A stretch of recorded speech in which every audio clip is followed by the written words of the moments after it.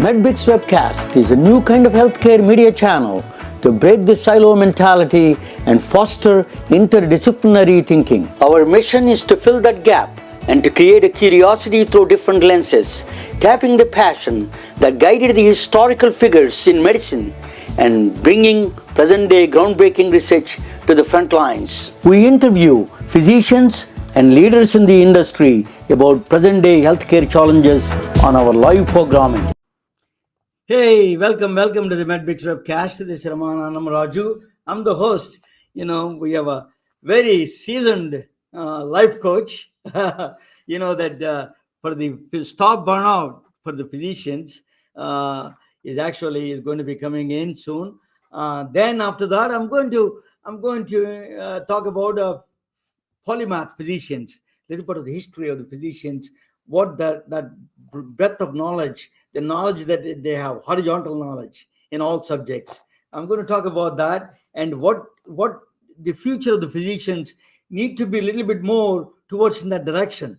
That's what we're going to talk a little bit. But before that, I'm going to introduce you. Dr. Dike Drummond is joining from near Tacoma, Washington. Is a physician coach, so burnout coach. During the pandemic, he was a full-time busy. Now he's still busy. He has a podcast, Stop Physician Burnout. He has more than 40,000 doctors. He coached more than 40,000 doctors. More than 120 or 130, 175 corporations. His clients. Think about that. He has a very well entrenched into the corporate world of physicians. So he understands the both sides of the coin, which is the corporations, health plans, health systems, management side, and then the other side of the physicians. You need to understand both of them. Otherwise, there's not going to be a solution there. Everybody's going to pointing each other. They say scrubs versus suits. That's what they say. But I don't know how far it is. It is a challenging. So, when I came to this country, I used to place doctors. I still place doctors. That most of them are independent. They can pick up their own times and they go their own times and they work. They used to work hard. They are first-time immigrants from India and Pakistan, Philippines. They were working very hard, and then it is a very different. Now they were started working for other corporations. I don't know where the burnout came in, from the corporations, from the job type itself. We will ask Dr. Drummond. Let me bring you, Dr. Drummond, to the main stage. Hey, to the main stage. Dr. Drummond, welcome to the MedBix. Tell us a little bit about yourself. Everybody knows you, but you can come down a little bit background. Thank you, Ramana. Just really quick, what I want to say is that I'm not a life coach, although life is a lot of what we coach around. I'm an International Coach Federation certified executive coach, got certified in 2000. It's been 24 years that I've been working with doctors and entrepreneurs. And me and my team of 6 additional coaches at thehappymd.com, we have several different areas of focus. One is helping doctors who are burned out restore balance, get home sooner, and get back to a place where they're enjoying practicing medicine again. And that's one. The other thing we coach is physician leadership, because the only way to correct the imbalance that's going on right now in the healthcare industry and the burnout crisis is with higher quality physician leaders and systems of care that don't stress the doctors out so badly. So we do physician burnout coaching, remedial, and we do peak performance coaching with physician leaders, leadership development coaching. Now, you just raised a whole bunch of different topics. Which one would you like to focus on first? Yeah, that's a good question, but let me ask you a question about that part. 1 second, let me take this is So there is a two kinds of doctors. That are a lot of doctors coming from this country, and then the doctors came from India. there's a large number of doctors from other countries came here. They came up with a different mindset, and then they didn't know at that time burnout. I never had a burnout kind of thing in the first immigrants. Tell us a little bit what changed that mindset to the new burnout mindset. Well, if we're going to take a historical perspective, it's important, I think, to draw the demarcation line at the instigation of electronic medical records. So let's go back and look at Christina Maslach's work in the detection of burnout through surveys of employee pools. And if we go back to the year 2003, 2004, historically, every study that's ever been done on doctors has shown a burnout rate that averages about 1 in 3. 1 in 3, which means that they're stressed out enough that they're disengaged with their sense of purpose. Burnout has 3 symptoms: exhaustion, cynical, sarcastic. What's the use? That is present, has historically been present since the very first surveys were done back in the 70s. It historically has been present at a prevalence rate of about 1 in 3. And at that point in time, you're right. If we go back to the 1990s when I practiced medicine in paper charts, and I was part owner of a 40-doctor multi-specialty group that was independent from the hospital. I wasn't an employee. I was a K1 partner in the organization. That is what I consider to be the native background rate of physician health. A bunch of us were entrepreneurs, but we were all working in medicine, and we wanted to see patients, and we saw high volumes because we didn't have charting responsibilities. Then electronic medical records were implemented, and they doubled the amount of work in the back office, instantly doubled the amount of work in the back office without adding extra hands on deck to take care of the documentation burden, and on a mostly non-digital native physician population. So now, in addition to seeing your patients, you were a digital data entry clerk, and nobody was prepared for that. So the big bump in burnout happens when EMRs are implemented. And then what ended up happening is you had talked about it earlier as being generational. This new generation doesn't work as hard as us first-time immigrants do. There's a lot of reasons for that. First of all, if you were raised in India, you would never admit to being burned out. Never, ever in a million years would you admit. There's just too much shame, right? Yes. But secondly, in 2004 is when residency work hour restrictions were implemented. And what ended up happening is, because there was a lawsuit in the state of New York about a patient who died, where the family blamed the fact that the resident who took care of them had been up for 36 hours, and they won the case nationwide in America, and I believe in other countries around the world. There were work hour restrictions put on residents from that point forward. You can't be in the hospital for more than 24 hours. You can't do more than X number of hours per week.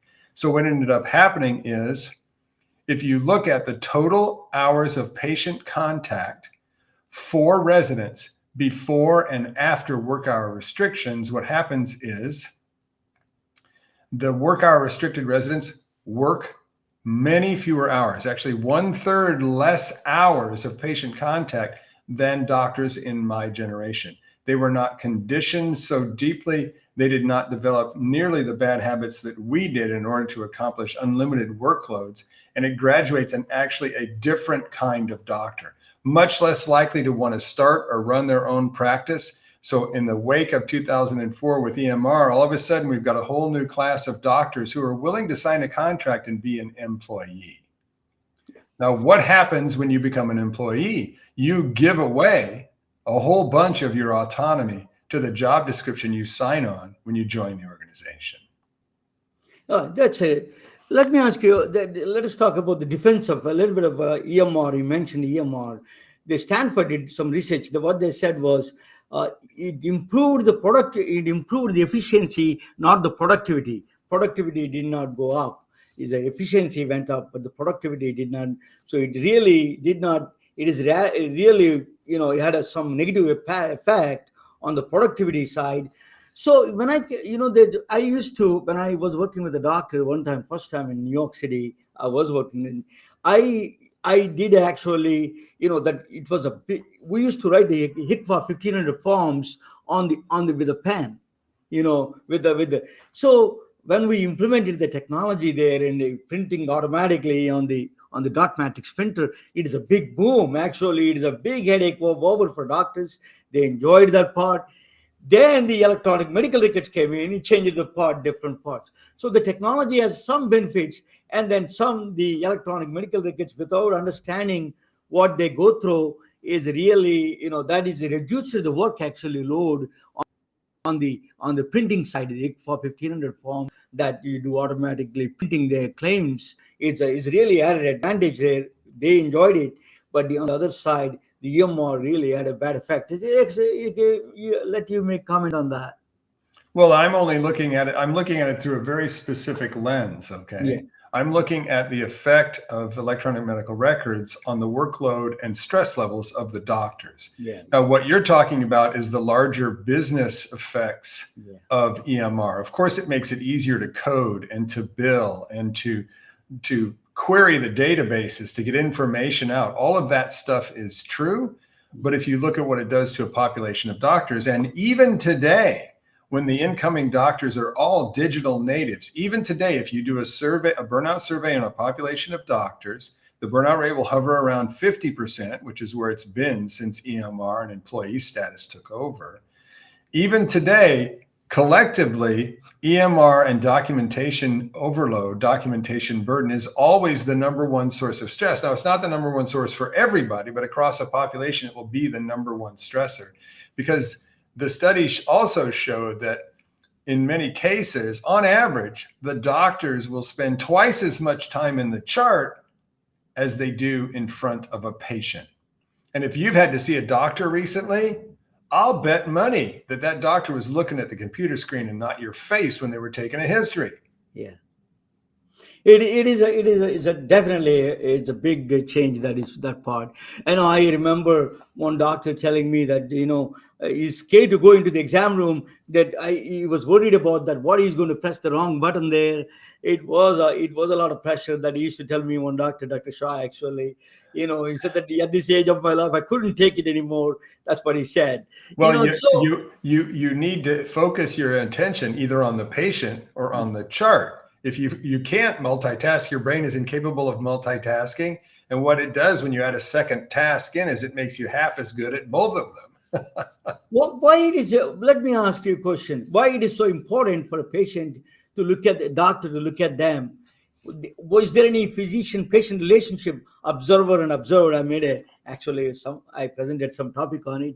Tell us a little bit. If we don't look at it, what happens to the patient's psyche and psychological aspects of the patient and doctor himself? What are if there is not that they're looking at each other, not talking to each other, what kind of effect it has on the patient and the doctor?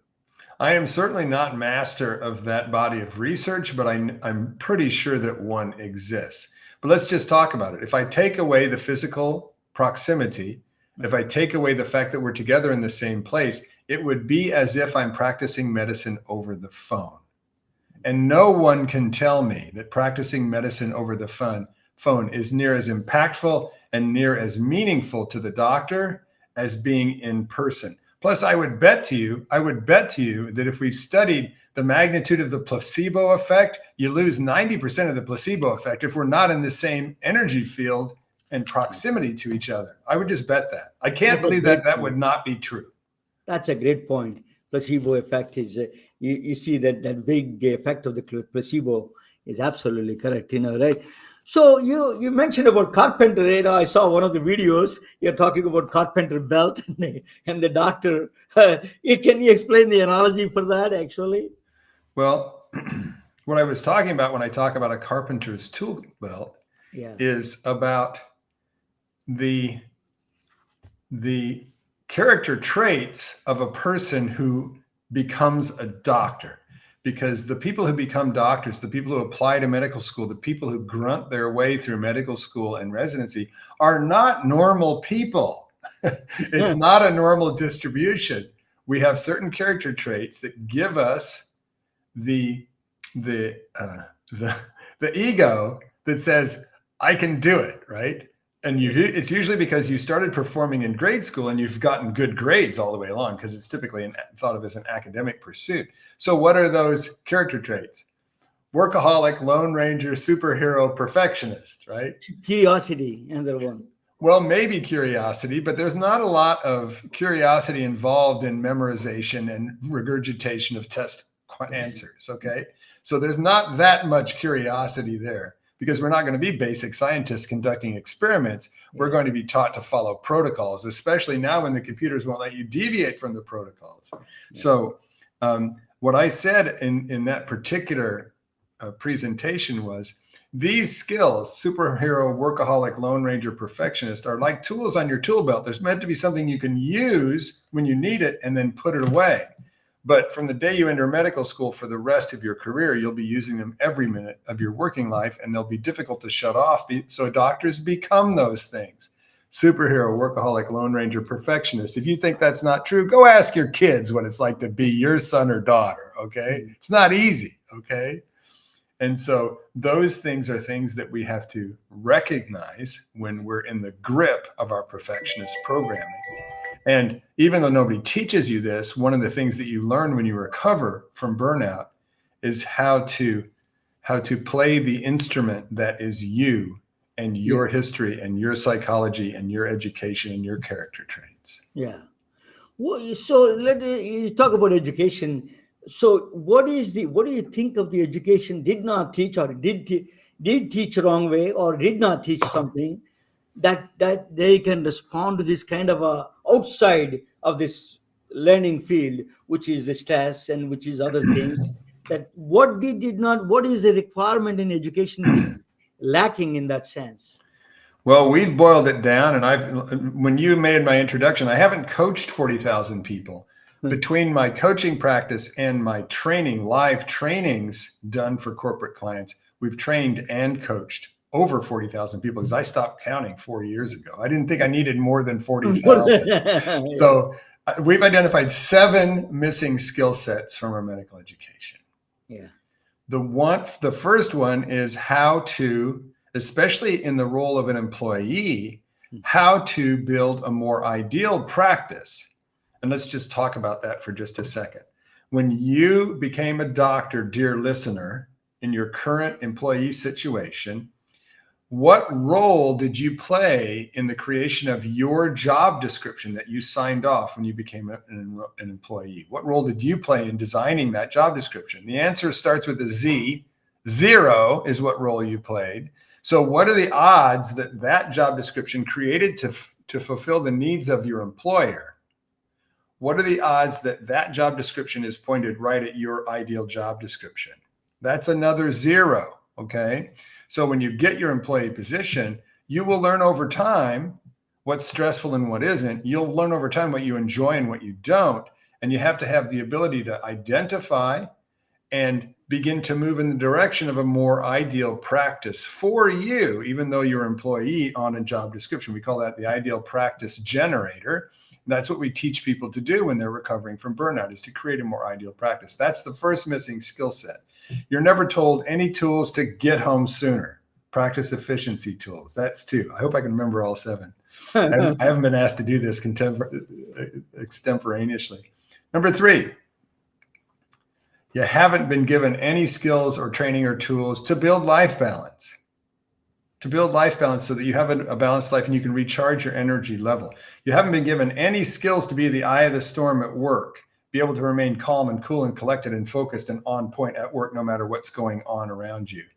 You haven't been given any tools to manage your boss as an employee, and managing up and across the chain of command is really important. You don't know anything about that. Now, people who go to business school and MBAs, that's half of what they learn, is how to politic and schmooze and kiss up and piss down and all that kind of stuff. Okay? But doctors don't know how to do that. You haven't been told how to lead your team more effectively, leadership power tools. And lastly, you don't know a damn thing about how to do an effective job search, because your formative experiences of being accepted were med school and residency, where the only object was pick me, pick me. All I can say is this: we've got whole trainings and coaching programs on this. But when you're looking for a job, them offering you a job is absolutely meaningless.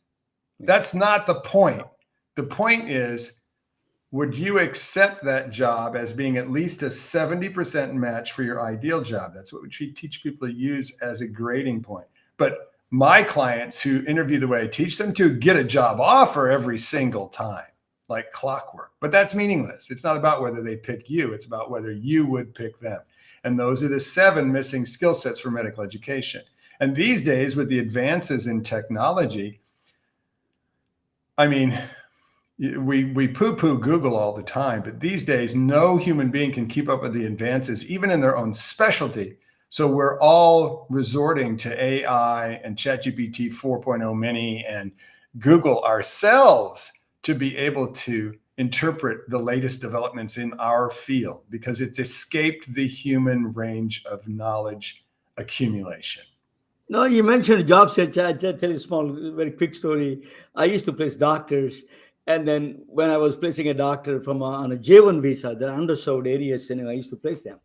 So one doctor told me he wants to go there, but the problem he has was his wife is a hairstylist, and then she needs a particular ethnic hair, Filipino or Indian ethnic hair. She needs only that population has to be there. It's like a job search was not that fruitful to that. Well, and if you look at it from a practical perspective, okay, and this is for any of our dear listeners who are recruiting a new partner, the most common reason that a new partner doesn't stick is because their spouse can't fit into the community, just like that. That's you can't just deal with your new partner on the job site, and if they're happy with the work, you can't stop there. You've got to get to know their spouse and their kids and their situation at way more depth than that.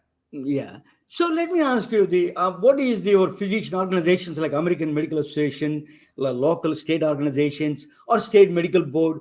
Are they doing anything for this kind of are they addressing this new kind of threats like, the EMRs and all these additional pressures? Are they come up with organizational, the governmental, non-profit organizations? Are they coming up with any solutions, Dr. Drummond? Well, first of all, I have to wash out your mouth with soap, because you used a word you should never use in any conversation about burnout, and that is solution. Yeah. The word problem and solution doesn't apply to burnout. Burnout's not a problem, and there is no solution. It's actually a dilemma, a never-ending balancing act. Every individual doctor is trying to recharge their energy levels every day when they get home so they can maintain a positive energy balance. And the only way you deal with a dilemma, a balancing act, is through a strategy. The difference between a strategy and solution is simply the number of steps. And the simplest way, when you have a group of doctors who are employees inside a healthcare delivery organization, the simplest way that you can prevent burnout is with a pair of strategies. Every physician, nurse, every employee in the organization has to have their own personal burnout prevention strategy. And they're the canaries in the coal mine. So I call this the canary strategy. And they don't teach you this in medical school. This is what we teach, and people learn best through an episode of burnout. It shouldn't have to be mandatory to burnout, but that's how it usually happens. And at the same time, since I can build a coal mine that'll kill any canary, I need to have somebody in the organization creating a corporate burnout prevention strategy to create systems of care that are ones that don't overstress the people that are in them, and a culture that's supportive and supports well-being. So that's the simplest way to prevent burnout. And as you can see, no organization from the outside can supply or be outsourced to or manufacture a pair of twin strategies to match the diversity of all the different healthcare delivery organizations out there. So an FQHC is different than a community hospital, is different than a family practice residency program.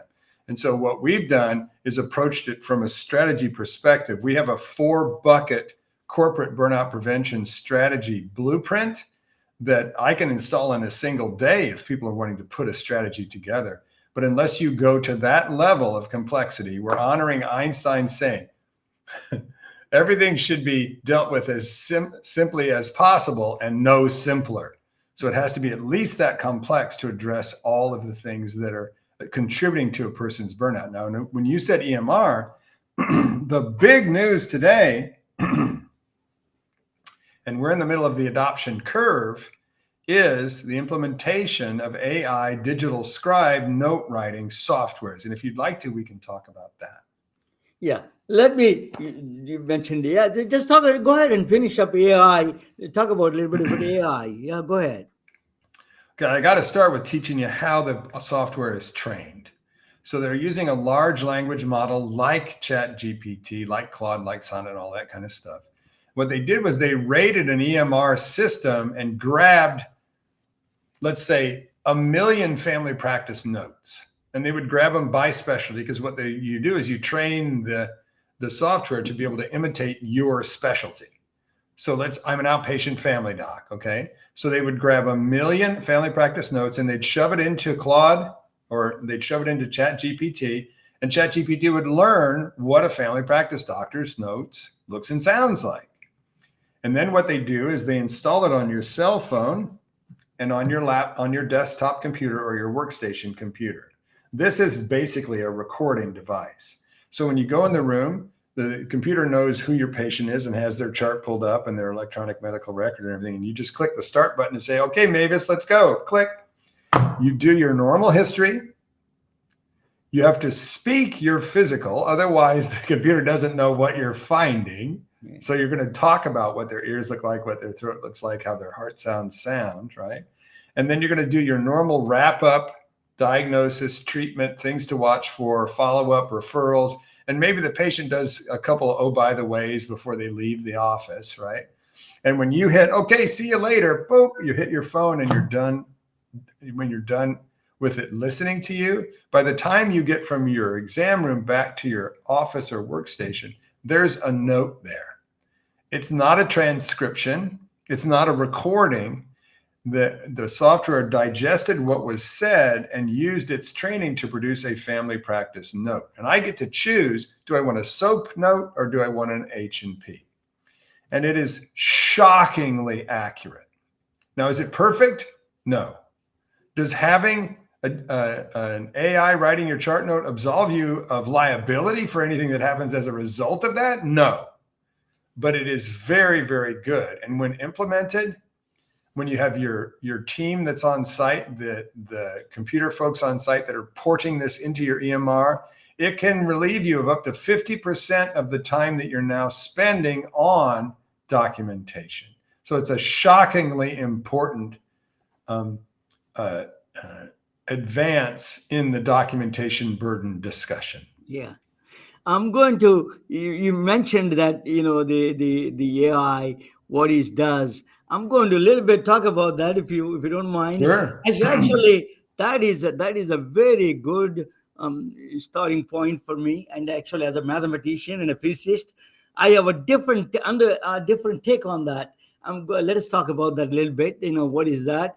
You're going to watch together. That's Dr. Dike Drummond, a seasoned physician executive coach. That is you can't get better than him. Anyway, let me. Then when we come back, we'll talk about that a little bit about his podcast and his coaching business a little bit. But I'm going to talk about polymaths and physicians. Why he's talking about AI. I tell you what are the AI hidden dangers behind it. Why we need a polymath physicians or, polymath is a individual whose knowledge spans many different fields. Right now I'm focusing on polymath physicians, the doctors who became polymaths, and I'm going to talk about them a little bit. Physician, poet, astronomer, physicist, mathematician, philosopher. These are common trades in the 1600, 1700, 1800, all those days. So, Dr. Drummond, anytime you want to jump in, you're free to jump in. Actually, a lot of people didn't know that the birth of AI, the father of the AI, is a physician. He is the one who created a neural network. His name is Dr. Warren McCulloch. His name is Warren McCall is the doctor who created the neural network actually for the birth of AI. So I will explain to you why. He was born in 1898, and then he wrote these neural networks in 1940s, in fact. So a lot of people didn't know that, but the birth of a neural network is created by a doctor. A lot of He is a doctor, computer Well, hang on a scientist. second. It's even worse. It looks like he's a Scotsman. Yeah, he was, he's a computer scientist, he's a mathematician, he's a poet. He's also wrote a lot of poems. He wrote a books. So, what is the benefits of the polymath physicians is enhanced problem solving skills. That is some of the tools that Dr. Drummond is going to talk about it in general. Holistic approach to patients, placebo effect is included in that one. That patient physician relationships, adaptability in rapidly changing field. AI technology is coming up, data sciences, humongous data hitting on you. How do you really respond to that? Improved communication. This is a polymath physicians to learn all the subjects a little bit. Is a master jack of all trades. It's a really good big plus nowadays. Patient from a different backgrounds they come. How do you communicate with them? Actually, I remember one time a sales guy is taking that one day he called all the Indian doctors to a steakhouse. then then he called me. I went there. Nobody showed up. He said that he was wondering why nobody showed up because they don't eat beef. The cows are in India. The Indian doctors don't eat. So I told him we would have spent a lot less money with some place in a vegetarian restaurant. You could have got a lot more results. So understanding the cultures are important also, and the sensitivities of the patients, the cultural. So among all the physicians or polymath physicians, we cannot escape this guy. His name is Avicenna. Is Ibn Sina? He used to call Ibn Sina. Avicenna is from Iran. Is a 980 AD, 1,000 years after Jesus Christ was born. He is 1,000 around that area at that time. He's a physician. He's an astronomer, medical author. He wrote several books on medicine. And Amir of Einstein of medicine, they call him Amir. He's a truly Einstein of medicine. He has such a profound influence in the medical. He wrote a first book on cardiac diseases in the Iranian Persian language, Kitab al-Advaid Kulb, it is called. First book is the first cardiologist in my view. He wrote a first book on cardiac. He was using a calcium channel blockers on a zernab, a English yew tree that taken is a very poisonous tree, that he takes that extraction from the zernab, the fruit, very sweet fruit. That actually he came up with the that's used to ease the pressure on the heart. So calcium channel blockers he was using naturally for a long time ago. And then he was he also found a lie detector test by watching the pulsology. He was one of the famous guy in pulsology. So he used to say, "Where is your girlfriend?" He was watching the pulse. So tell me all the names of the places that he visited, and then he was giving the places the patient. Then he can find out when the girlfriend's address comes. You can tell exactly where his girlfriend living in there. So he was kind of a pulse lie detector test. He found out that through pulse, he is one of the. He was a Venus. He was the first time found out the Venus. The astronomer he is. He detected Venus first time. He discovered Venus, planet Venus. He invented the tripod. Actually, that to look at the skies. Think about that. At that time, he wrote the best of all. He wrote the book of Canon of Medicine, 6 volumes. That is almost 1,000 years. People are following Canon of Medicine by Avicenna. 1,000 years, almost there, that they followed his books in the Western world. He is a very well known in the medical field. He was a king in that sense. Physician, they call him. So ethics in science, he wrote a lot of books, a lot of text on the ethics also.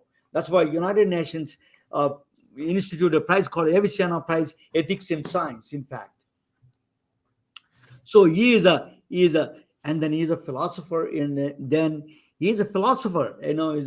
One of the philosophy was floating man experiment. He did that. If somebody a thought experiment, if somebody freely falling, then he may not be aware of his body, his limbs, is anything, but he's aware of self-awareness. He says that it's called a soul, that Albert Einstein called principle of equivalence, that the gravity is the cause, that he called is a consciousness. Some people call consciousness, soul. That's what he did. the Avicenna. So he is a truly a remarkable individual in the medicine. He's a polymath physician. He's one of the top guys in the polymath physician. Now, the modern day, still alive, that I'm going to talk about. I'm going to switch back and forth with the modern polymaths and the older guys in the history from history. It's a Michelle Bachelet. Her name is Bachelet. She was the president of Chile. She's a doctor. She's an MD. She became a doctor, and the Chile is the home of the observatories. I'm a physics guy. That we have a first exoplanet was discovered in the Chile observatory, and then the expanding universe was detected from the observatories from the largest telescope, radio telescope, is located in Chile. The skies are clear. Antarctica is very close. So that is one of this country. She was a president. She was a military strategist. She went to school for military strategy. Can you believe that? She used to be an entertainer. She was artist singer in a Last Clap Clap. That's kind of a group, I think. They used to travel around Chile to present this Last Clap Clap musical. So she's a performer. What happened was on the right side, if you see, I was a kid. I remember this one. Last picture of Salvatore Allende, the president of the leftist party. That was a democratically elected guy, was killed by Pinochet. That he was taken out by the military junta took him out. The Pinochet. I think that guy he really took over the country, Chile. During the time, her father, Michelle Bachelet's father, was a military general under the Allende, the president who was killed. So they imprisoned her father and mother. Everybody was imprisoned in Chile during the time. Alberto Bachelet and daughter Michelle Bachelet and his wife. In fact, in the custody, Alberto Bachelet died. They killed him in the custody. He had a heart attack and died. So that the daughter of that Alberto Bachelet, she came to the United States and she spent a lot of time in Maryland, and then she became a healthcare cabinet member for healthcare, and then she became a president of Chile. She was elected, first woman elected to the president of Chile. She expanded healthcare is a human right. She was worked in the United Nations. She proposed that healthcare is a human right. That was that indigenous population woman of Chile. She expanded the coverage for them, all of them. So she is truly a polymath of the new world. She studied, she studied Defense College in Washington, D.C., military strategy she studied. So politics and health, she was the United Nations Women's Health. She proposed infant mortality and maternal mortality. She did that. She is one of those still living. Then go back all the way. I'm going back to the 600 before Christ. His name is, let me see that. What is that? Sushruta. Yeah, I can. This is sometimes my things. I don't know. I need to tell them that blocks the whole thing. Sushruta. Yeah, Sushruta is his name. He's the first cosmetic surgeon, 600 BC. He's a facial reconstruction he was doing. It's really well documented, this one. He started the first medical school, that you see on the right side, they call Gurukulas. And he was even doing a medical entrance exam. He was checking on the qualities of the medical exam, 600 before Christ. He's a surgeon, he's a cosmetic surgeon, Vedic scholar. He did a lot of Vedas. He studied Veda. He wrote a lot of books on the medicine. Then he was doing it's actually instruments he was using on the left side is not that different from nowadays. He was using almost 300 surgical procedures he invented. And then 120 surgical instruments he was using. They're all in the Los Angeles Museum of Art. All his things are displayed in the Los Angeles Museum of Art. He did rhinoplasty, facial reconstruction he did. The kidney stone removals. He did C-sections. Wound care, that's all of them he was way ahead of his time. That is a polymath guy. He wrote books. He wrote the entrance examination for. He used to analyze, evaluate the. So students are coming from Cambodia, Middle East. They're all the students 600 before Christ. Almost some parts of the Europe probably under the caves. So during the time, the advanced civilization of the culture. Now I go back to the present day. Is a Dr. Stuart Kaufman. He is a polymath physician. He's a doctor. He got the University of San Francisco. He got the MD from here.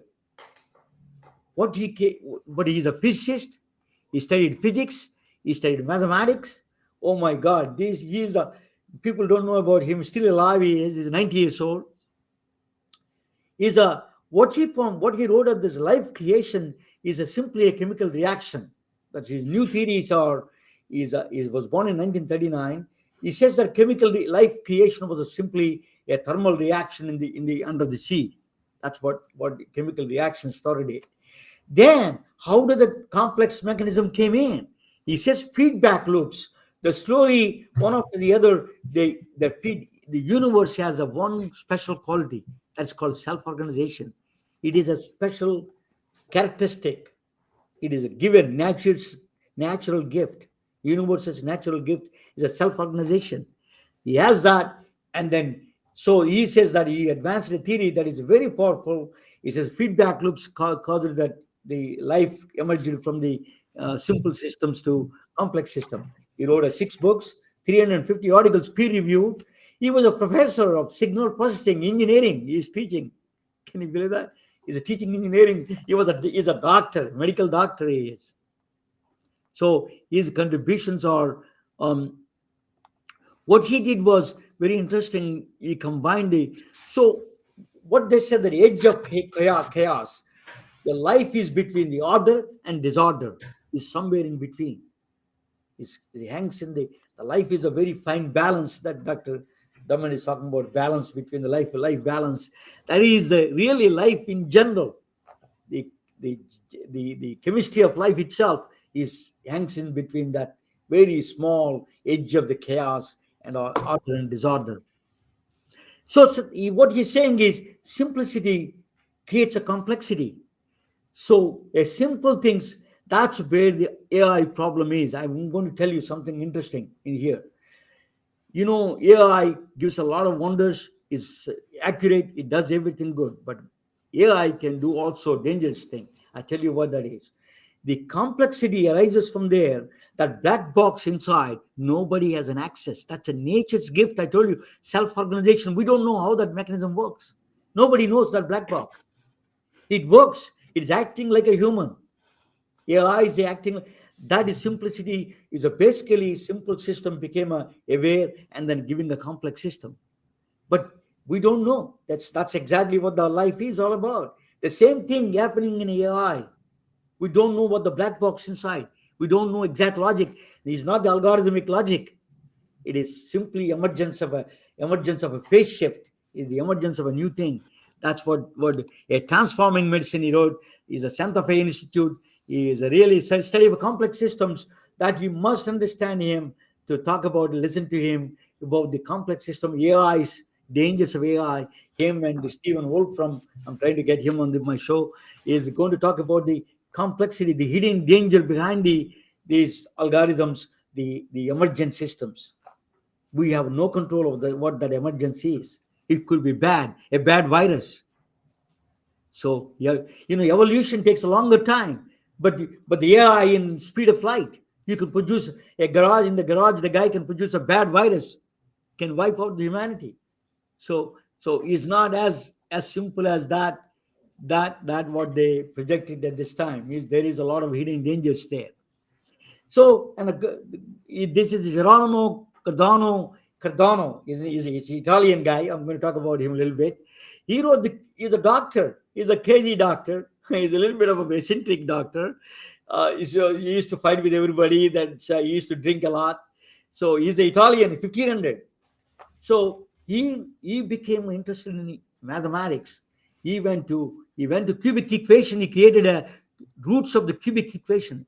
What does a cubic equation does? It does, right? For example, the entire the mechanism of all the cars, planes, and the spaceships, everything runs on the cubic equation. So if you want to do, for example, in the medicine, if you want to do 2D, I used to do the 2D to 3D reconstruction of the heart on the echocardiography. How do they do it? They use a cubic equation. He found the solutions for the cubic equation. It's like a secret of the God book, the book, secret book. That is actually, it became a big story behind it. Actually, I don't have time to explain. It's a big saga happened. It's a very interesting. He used to play a lot of gambling. He's a gambler, and he used to make money on the gambler. But his son became a gambler also, and they lost all his money. So he has always a problem. Then he's one of the powerful mathematician. Game theory that's used in the artificial intelligence right now. Game theory, probability theory, they call, that's what they use right now. His equations, his theories are very, very powerful even in the modern day world. He's a true polymath. He's a doctor. He was a doctor for a lot of royals, in fact, in Italy, and then England also. So his name is Girolamo Cardano. Now, modern doctor Sanjay Gupta, he is a doctor, he's a neurosurgeon actually, from my hometown Atlanta. I know him. So he is and also he is author. He's read a book. He is a CNN editor, as you know. So another one, just I want to mention to you why they need to learn. The first stethoscope was born by René Lenac. His name is a French guy. During the what happened is, during the Indonesian that is a mountain blew up. In the blow up, that's the entire summer. During the summer 1826 or 17, somewhere before 1826. One summer there is no summer. Basically, the dust clouded the entire Europe. During the time, they had a lot of breathing problems and all the cardiac pulmonary problems. And then he was a magician. He was playing a flute actually.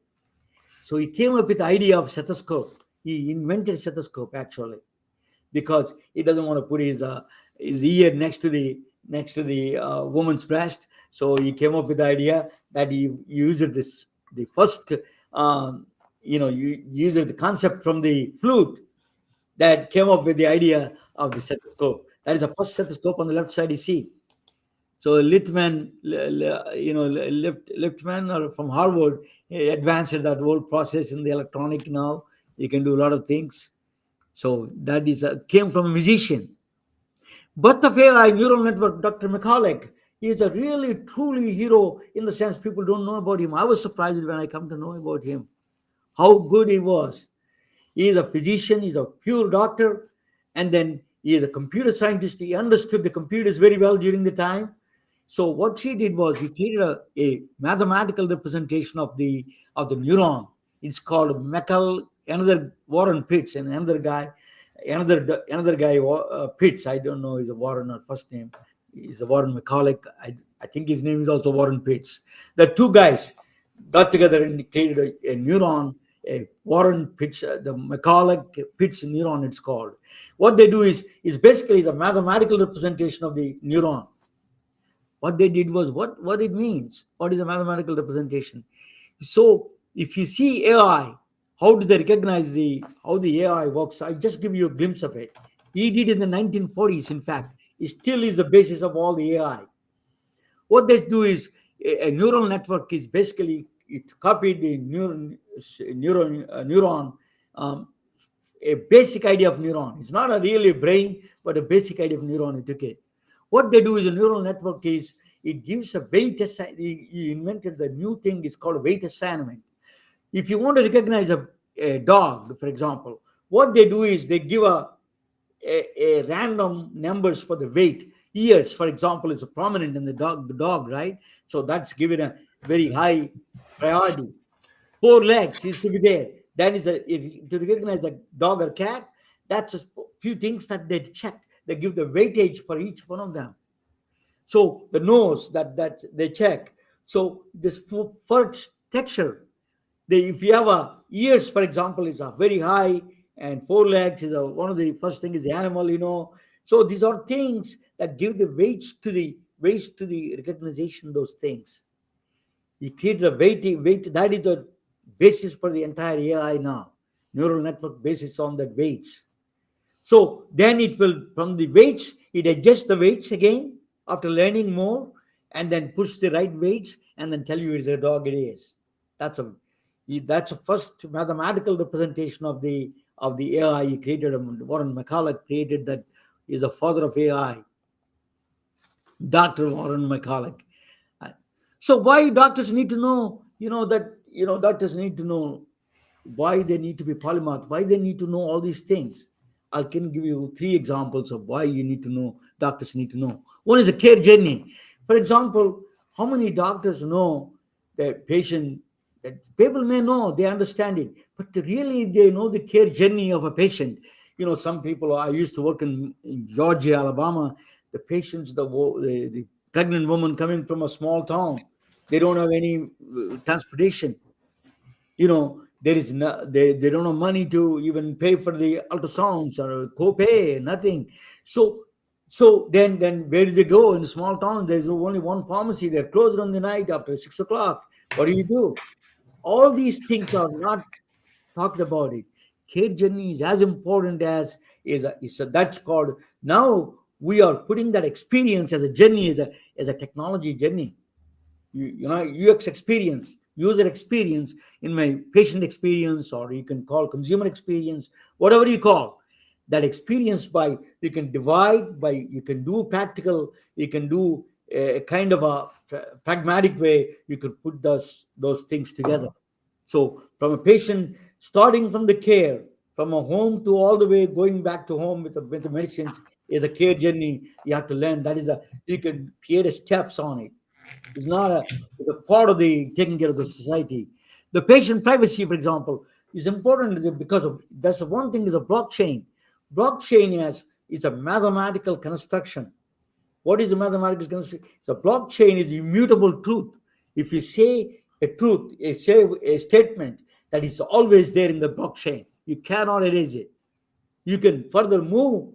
Suppose I owe $5 to Dr. Drummond, that is say that you cannot erase that forever. It is there forever. Only thing I can adjust it.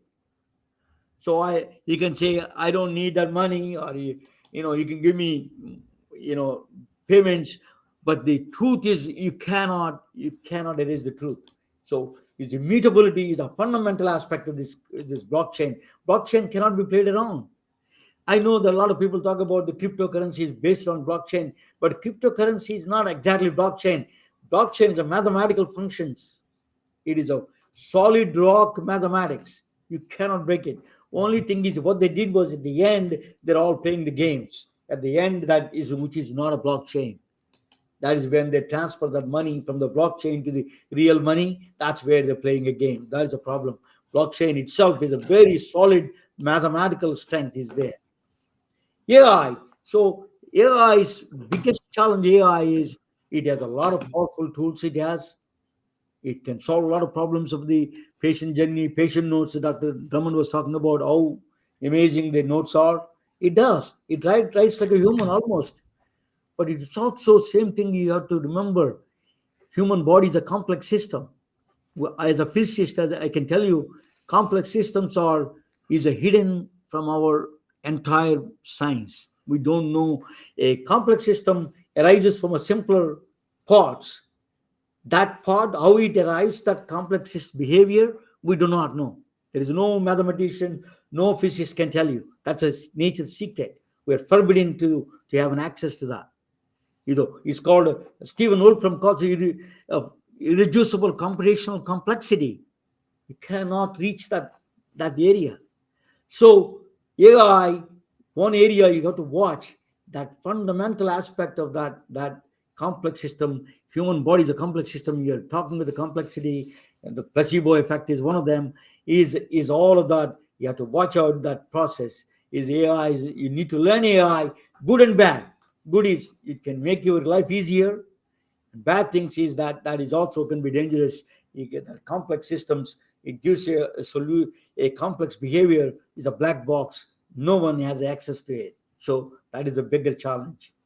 So these are all things why we need to know all those things. That's what I say. Thank you so much. This is my, it is clear to me that what the Jesse Unfair, president of American Medical Association says. He says it is clear to me that AI will never replace physicians, but physicians who use AI will replace those who don't. So that could be very true. So I would like to disagree with him. yeah. So tell us a little bit more. What do you disagree with him? And I'm done with this thing now.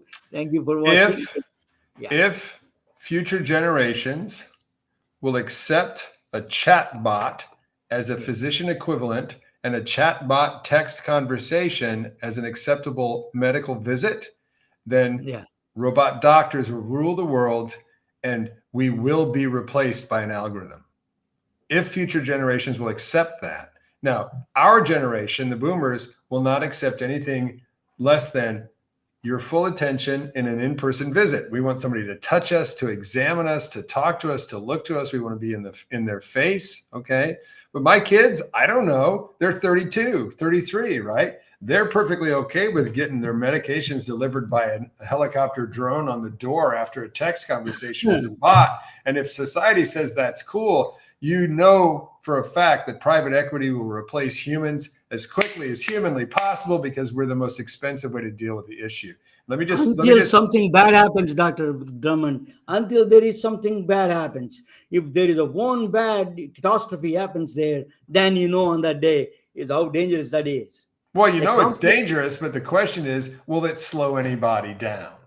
No, we'll figure out what to do with liability in the digital age. Now, here's the one question I want to say. I've already told you that AI, and you want to see something so complex it can't be integrated. Let's talk about how your call center screws up every appointment they book, and now I'm going to get the AI to connect with my call center, where the turnover rate amongst the call center workers is equal to Burger King. You talk about something that can't be resolved. That's a thing that has to be resolved at every site and will never work out. So I'll stop for just a second. Hang on a second. Big breath.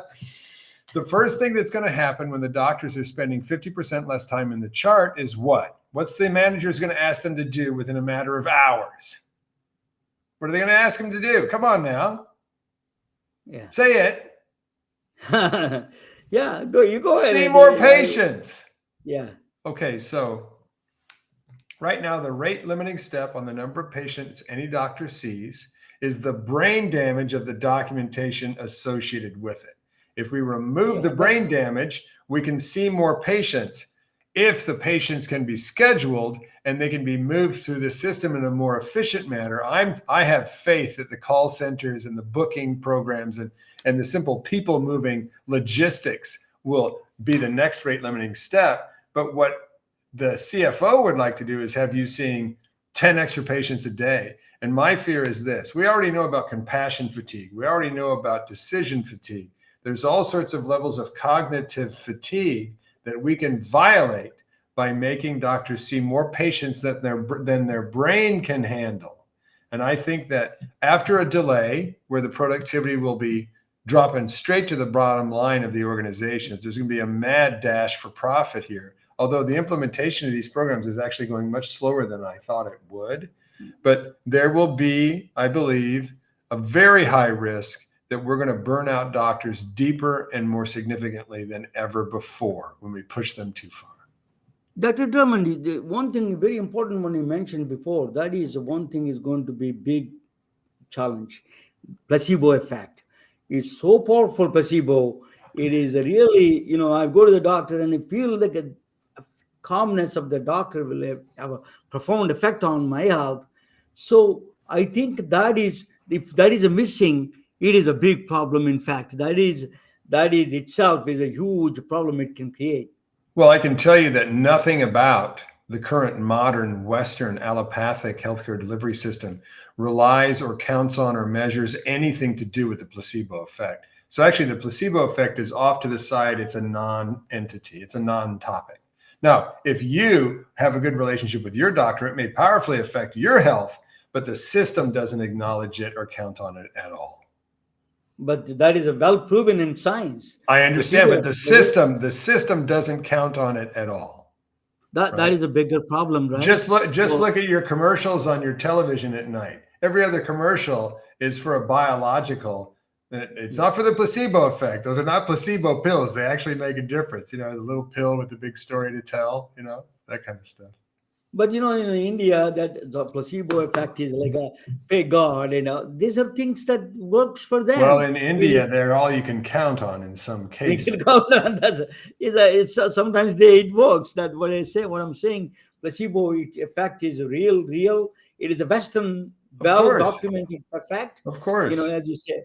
So tell us a little bit about your podcast and your coaching classes, Dr. Drummond. Well, and what I'll say is that after 14 years, I started in 2010 concentrating my coaching on burnout prevention for both doctors, organizations, and leaders. I know that the best way to address the current burnout crisis and the challenges of AI is with the highest quality physician leadership possible, to make an attempt to restore balance between the core polarity of healthcare, profit and practice. Right now, profit has the upper hand, and physician leaders of the highest quality will be needed to redress this imbalance and the current burnout epidemic. So my podcast is called Stop Physician Burnout. However, it is a physician leadership podcast, 10 minutes on Tuesday and Friday, where I teach a couple tools each time you can use that day for immediate benefit that come from our 40,000 doctor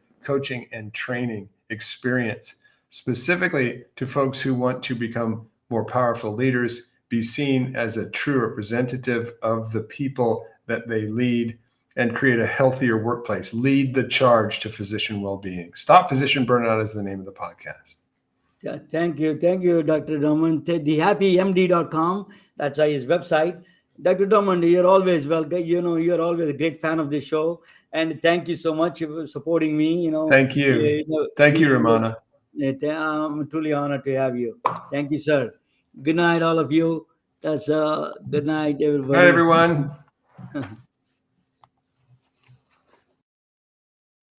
Telling their stories through our patented designs that can be worn on scrubs, t-shirts, printed on conference bags, and endless other promotional materials.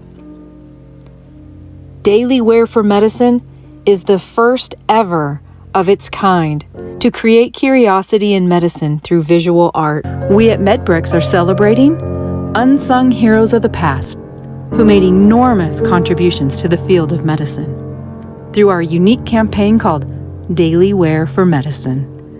You can wear it, carry it, and give it